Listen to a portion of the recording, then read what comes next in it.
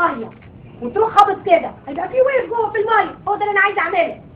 الويف دي هتلقاها بايدي الثانيه، فايدي الثانيه دي لازم تكون لازقه كومبليتلي على بطن العيان كده، الحركات بتاعتكم دي بتطيروا ايديكم في الهواء دي ما تحسوش حاجه، يبقى ايدي تبقى نايمه خالص على بطن العيان والايد الثانيه بعمل ويف كده وهو ايده في النص. لو انا حطيت ترانسميشن بتاع الويف زي ما انت بتتكلم كده بتحس ايه؟ فايبريشن، تحس ده بالظبط الاحساس ده كده. يبقى هنا هو دي لازم يكون في عندي ويف وسط ايدي. الدكتوره هناك هتيجي تقول لي يا دكتوره انت بتضحكي عليا، ما انت لابسه الانتيريور ابدومينال وول وبتخبطي عليها، the wave is going to be transmitted to your other hand through the anterior abdominal wall. اقول لها لا، ما انا حاطه ايد العيان كده to abolish عشان تمنع to prevent transmission of the wave through the anterior abdominal wall. And this is the third method and this is called the transmitted drill. وهنقف هنا ونقول سؤالين مهمين جدا. أول سؤال what are the causes of ascites؟ واحد خبطت على بطنه لقيت عنده ascites، السابقة مية. what are the causes of ascites؟ number 1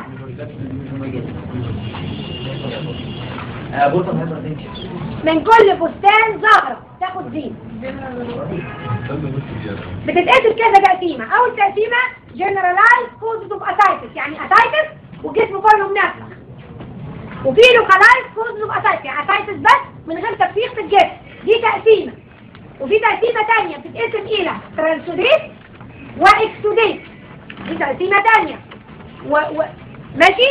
فممكن نقول إن هي مش دي مع دي، يبقى نقول إيه generalized causes of ascites؟ إيه الحاجات اللي تعمل لي إديمة في الجسم كله والبطن كمان يبقى فيها استسقاء، ودول كلهم ترانسوديت. نمبر 1 هيباتيك. نمبر 2 أيا كان بقى شو سبب الهيباتيك مش هنخش في التفاصيل. نمبر 2 كارديو زي راجل ديكو تيكوسيس البريكاردايتس بريكارديا التنفونات والكلام ده. نمبر 3 رينا نيفروتيك سندروم ورينال فيلير والكلام ده. نمبر 4 نيوتريشن، الاربعه المصمومين هيباتيك كاردياك رينال نيوتريشنال ايه؟ هايبو البومينيميا او هايبو بروتينيميا. ادي الاربعه كوزز ينفخوا لي الجسم ويعملوا لي اثار. امال ايه اللوكال كوزز بقى؟ ودول كلهم ترانسوديت. امال ايه اللوكال كوزز بقى؟ دول اغلبهم اكسوديت او تقريبا كلهم اكسوديت. زي ايه؟ ايه الكوز اللي في البطن يديني اسايتس بس من غير الجسم كله ما ينفخ؟ نمبر 1 انهي نوع؟ بيريتونايتس تديك اسايتس واشهرها. ده انا في الامتحان والله كاسه واقول لهم على الاساس واقول لها اسيد فاس باسيلاي، تقول لي ستافيلوكوكس يا بنتي، باسيلاي ستافيلوكوكس يا بنتي، باسيلاي اسيد او لا ناقصه اقول لها ايه؟ قطه ليها ديل وبتنونة ويبقى اسمها ايه؟ برضه ما تقوليش قطه. نرفز ايه يا بنتي؟ ده انا بدادي وبهشك وبدلع. طيب يبقى اشهر نوع يعمل لي بيرتونايتس ايه؟ تي بي بيرتونايتس، توبركلوس بيرتونايتس، تيجي العيال باراسايتس ما عندوش حاجه، شويه فيفر وتوكسينيا وبتاع ومفيش مش منافس.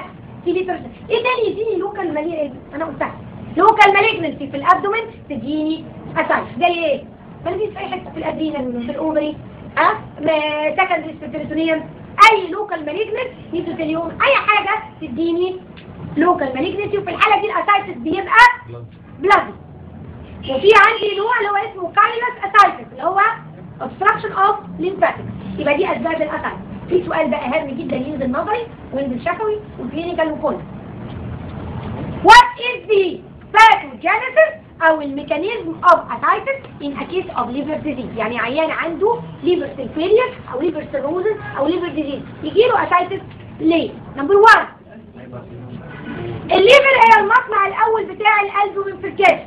ليفر بايظه مفيش البومين يبقى هايبو البومينيميا او هايبوبروتينيميا. نمبر 2 بورتال هايبرتنشن، وده اقلهم اهميه. بورتال هايبرتنشن بيساعد على لوكاليزيشن اوف ذا اسايتس في الابدومين. او جميل طبعا تكون هترد. مين اللي طالبك يا حماد؟ واحد من العينين فوق؟ طيب ده عندنا محمود الخامس. طيب يا حماد يبقى نمبر 1 هايبوبروتينيميا، نمبر 2 بورتال هايبرتنشن، نمبر 3 تعليقكم خفقتوا. لماذا هذا يا هذا؟ ها؟ هو الشطه الهدره دي عشان الاستروجين برضه؟ لا معنى كده الستات كلها ماشيه منفخه يعني؟ قصدك ايه يعني؟ انا مش فاهمه انت عمرو انت اسئلتك على ايه؟ ايه اللي 3 توتال ووتر ريتنشن. نمبر 4 جزء ايه توتال ووتر ريتنشن ده؟ اللي بيزيد عندي. برافو عليك، الدوستيرون. هو الالدوستيرون هرمون اللي بيفرز ده بيتكسر فين؟ في الليفر. طب الليفر بايظه هيتكسر، يبقى عندي هايبر الدوستيرونيزم. والالدوستيرون كهرمون يعمل لي توتال ووتر ريتنشن، يديني اسايد. وده اهم الاسباب على فكره. يبقى اهم سببين الممتحن بيبقى عايز يسمعهم: نمبر 1 هايبوبروتينيميا، نمبر 2 هايبر الدوستيرونيزم، نمبر 3 توتال ووتر ريتنشن. لو قلت دول تاخد 3/4 النمره، سواء كملت بقى او ما كملتش. تخش بعد كده بقى بورتال هايبرتنشن. ماشي. عيان الليفر بيبقى اكثر عرضه للاصابه بالبيريتونايتس، دي معروفه ودوكيومنتد. يبقى ذا انسيدنس انكريز انسيدنس اوف بيريتونايتس. نمبر 6 ليمفوريا، دي مكتوبه في بعض الكتب، اوكي، ويعني مش مقتنعه انا بيها قوي، لكن مكتوبه فبقولها. ليمفوريا الدنيا بيبقى فلويد كتير وبيبقى ضاغط على الليمفاتكس، فبيبقى تصريف الليمفاتكس مش مظبوط، فاللي بيحصل من الاسايتس دي مكتوبه وموصوفه. انا مش مقتنعه بيها بس بقولها عشان مكتوبه. يس، الهايبوبروتينيميا، هايبر الدوستيرونيزم، توتال ووتر ريتنشن، بورتال هايبرتنشن، انكريز انسيدنس اوف بيريتونايتس، وليمفوريا. 6 مين اصلا بالليمفوريا. كده خلصنا الايه انسبكشن والبالبيشن والبركشن. فاضل لي اخر حاجه في الابدومين اللي هي الاوسكالتيشن. ممكن نمسح الاخ برعي ده. هو اوسكالتيشن ايه في الابدومين؟ هي ايه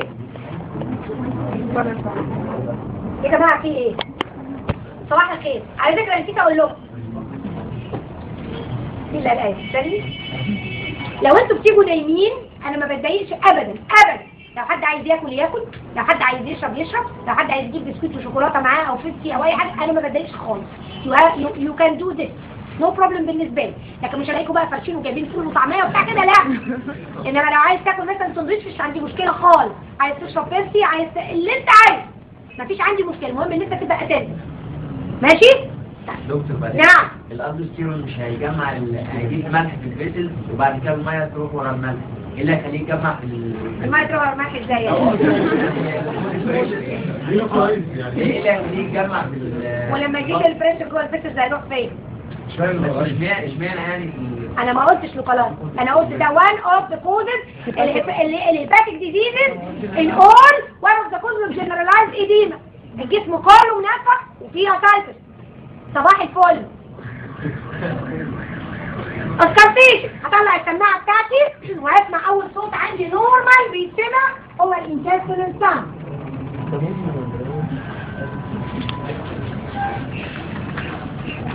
هيسمع ازاي؟ كتب بقى تقول لك ايه؟ حط السماعه على شمال امبلايكس، كتب الثانيه تقول لك لا والنبي تعالى يمين شويه، كتب الثانيه تقول لك فوق 5 سم.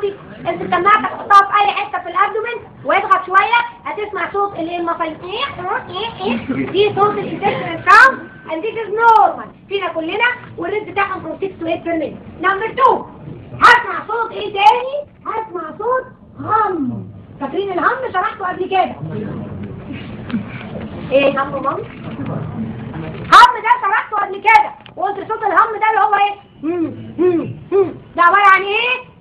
هاي فاسكولاريتي، بلوك كتير داخل وخارج داخل وخارج. يبقى بالمخ كده هيسمع في حالات البورتال هايبرتنشن، احطه على الليفر اسمعه في حالات البورتال هايبرتنشن، احطه على الكابوس ميدوزا لو عندي اسمعه في حالات البورتال هايبرتنشن، وممكن احطه على السلين اسمعه في حالات البورتال هايبرتنشن. اوكي؟ ممكن يسمع في حاله ثانيه لو انا عندي هايلي فاسكولار تيومر في الليفر. ساعات الهيباتوما بتبقى هايلي فاسكولار. فاكرين الثايرويد لما قلت يتسمع في الثايروتوكسيكوزا عشان هايلي فاسكولار؟ برضه لو انت عندك تيومر في الليفر هايلي فاسكولار ممكن تحط فوقيها تسمع الهم. لا داخل وخارج. اوكي؟ يبقى ده تاني صوت. الثالث الرب. ايه الرب ده؟ الرب ده is a harsh gritty sound. This is the rub. هيسمع فين؟ رب يعني inflammation، حاجة inflamed بتحط في حاجة تانية، فاسمع الحاجة دي تديني كده، يبقى اسمعه فين؟ هو ايه الانفلام؟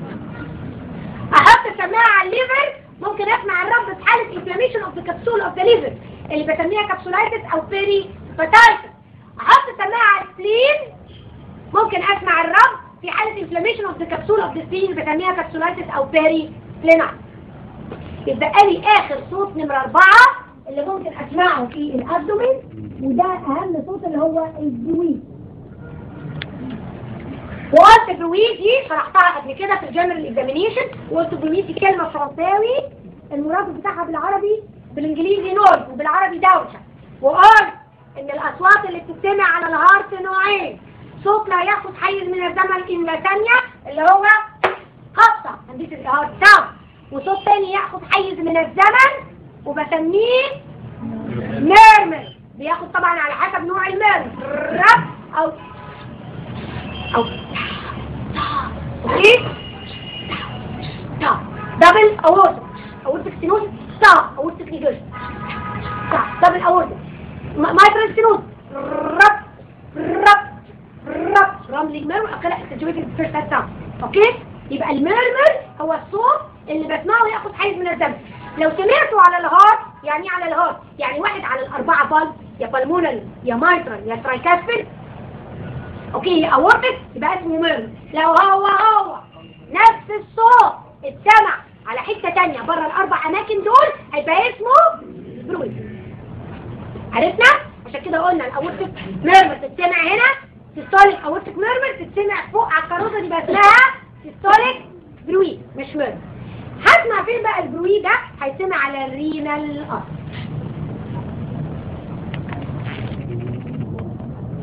هسمعه فين على الرينال ارتري؟ ممكن احط السماعه على اللون يمين وشمال. يهمني قوي الرينال ارتري ستينوزس ده في حالات ايه؟ سيفير هايبرتنشن، الاقي شاب او بنت صغيره 20 28 25 في العشرينات وايرلي 30 وتجيلي اساسا بلاد بريشر الاقيه 210 على 120 او 130 في شاب صغير لا اثيروسكليروزس ولا حاجه. يبقى هنا لازم اعرف ان في هنا عندي مشكله. العيانين دول كتير قوي منهم يطلعوا رينال ارتري ستينوزس. احطها وافضي الاوضه واركز واحط السماعه واسكت واسمع، لربما اسمع برويد. لو سمعت البرويد يبقى انا عندي احتمال رينال ارتري ستينوزس هنا. اعمل ايه في العيانه دي؟ اروح اعملها انجيوجرافي، يعني ايه؟ حقنه صبغه ومستنيه شويه واروح مصوراها، صور لي الارتري والصبغه ماشيه جوه الارتري، واروح شايفه الصوره الاقي حته ضيقه ماشيه الصبغه وتيجي عند حته في الرينال ارتري يبقى ستينوز، يبقى دي الرينال ارتري ستينوز. بعمل فيهم ايه دول الناس دي؟ ابعتهم الجراحه يروحوا فاتحين ومركبين ستنت حلقه كده توسع لي الحته المقفوله، يوم الدم يمشي عدل للرجل، العيان ينزل البلاد بريشر بتاعه نورمال اون تيبل قبل ما يتحرك من مكانه. ايه اهميه كده؟ ان انتوا فاهمين ان الهايبرتنشن this is not a treatable disease، ده مش ديزيز بياخد علاج ويخف. this is a controllable disease، يعني I control the blood pressure to the normal ويفضل بالدواء بقية عمره حتى اخر يوم في عمره، على السنه على 20 هو ماشي على الدواء متظبط، وقف الدواء البلاد بريشر هيقل. اوكي؟ مو 99% من حتى الهايبرتنشن كده، ما عدا نص في المية اللي بسميه secondary hypertension او due to a cause. بمعالجة الكوز برحم البني ادم ده اللي هو صغير في السن من انه ياخد دواء بقية عمره. يبقى ده حاجة لابد ان تحترم ولابد ان انا ابحث عنها او ادور عنها، لان دي بترحم العيان ده، وده سيفير هايبرتنشن، يعني مش هيتعالج بقرص، ده هيتعالج بثلاث اربع انواع from different anti hypertension، زي نفسه في اليوم بياخد له 4 حبوب لغاية اخر عمره. طب ما انا اشخص رينال ارتري ستينوزس دي اعمل عملية ويرتاح بقية عمره واريحه من انه يفضل ياخد دواء بقية عمره. عشان كده دي فيري امبورتنت. هو ليه عيان الرينال ارتري ستينوزس بيجيله سيفير هايبرتنشن؟ البلاد بريشر لما يروح البلاد سبلاي لما يروح قليل للكدني، الكدني بتتضايق قوي ثم مطلعه رينين. خلاص؟ الرينين يخش في الرينين انجيوتنسين سيستم، انجيوتنسينوجين يعني مش عارف 1 ل 2 ولا 2 ل 1، وفي الاخر يديني ايه؟ ها؟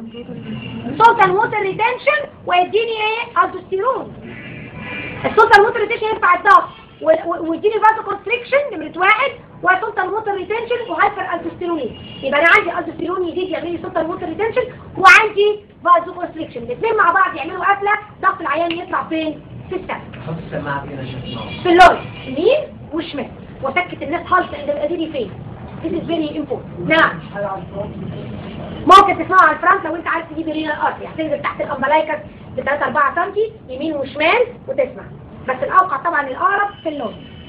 كده انا الفينش كل الابدومين. في اسئله بقى شويه بتتسال في الاخر، احنا قلنا تقريبا كل الاسئله اللي ممكن تبقى تتسال في حاله ابدومين. يفضل لك الدايجنوز